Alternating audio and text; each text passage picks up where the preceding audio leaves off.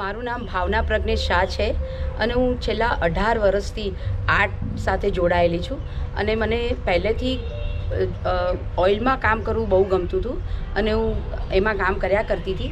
એની સાથે સાથે મને પ્રકૃતિ પણ બહુ જ ગમતી હતી અને પ્રકૃતિમાં ખાસ કરીને ફૂલોની વિવિધતા, ફૂલોના શેપ, ફૂલોના જુદા જુદા કલર્સ, એના નાની મોટી સાઇઝો અને એ બધું જોવું અને કેવી રીતે ઝાડ ઉપર લટકે છે, કેટલાક ફૂલો ઝાડ ઉપર સીધા ઉગે છે, કેટલાક લટકીને ઉગે છે, કેટલાક ઝુમખામાં ઉગે છે, કેટલાક સિંગલ એક ફ્લાવર ઉગતા હોય છે. એ બધું હું જોયા કરતી હતી અને ચા એ મારો શોખનો સબ્જેક્ટ છે. એટલે હું રોજ સવારે જ્યારે મારા ઘરના બહાર બગીચામાં ચા લઈને બેસતી હતી ત્યારે તો વધારે હું ફ્લાવરોને જોયા કરતી હતી. એટલે હું છેલ્લા 4 વર્ષથી ફ્લાવર્સ દોરવાનું મારા મગજમાં બહુ જ બધો વિચાર આવ્યો અને હું એ તરફ ઢળી ગઈ અને છેલ્લા 4 વર્ષથી હું હવે ફ્લાવર્સ દોરી રહી છું. અને ફ્લાવર્સ દોરવા માટે મેં દરેક મીડિયમનો ઉપયોગ કર્યો કે જેમાં મને જે ફ્લાવર્સની કોમળતા, જે એ લોકોની જે વિવિધતા હતી એ લાવવા માટે મેં charcoal, water colour, acrylic, oil, mix media એ બધામાં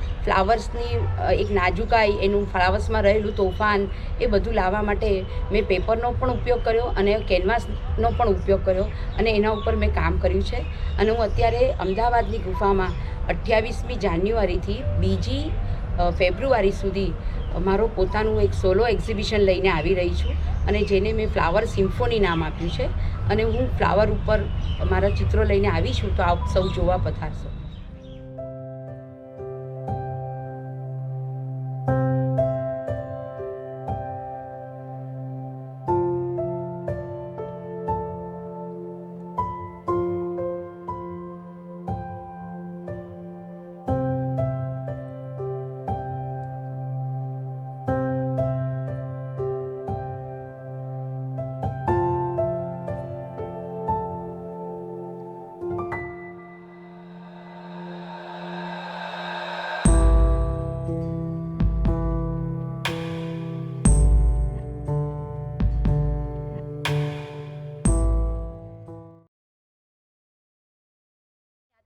ગ્લાસ પેઇન્ટિંગના કલર્સ લઈ આવ્યા. તો હું એક બેન પાસે ગ્લાસ પેઇન્ટિંગ મારા ઘરમાં ડેકોરેશન કરવા માટે ગ્લાસ પેઇન્ટિંગ શીખવા ગઈ.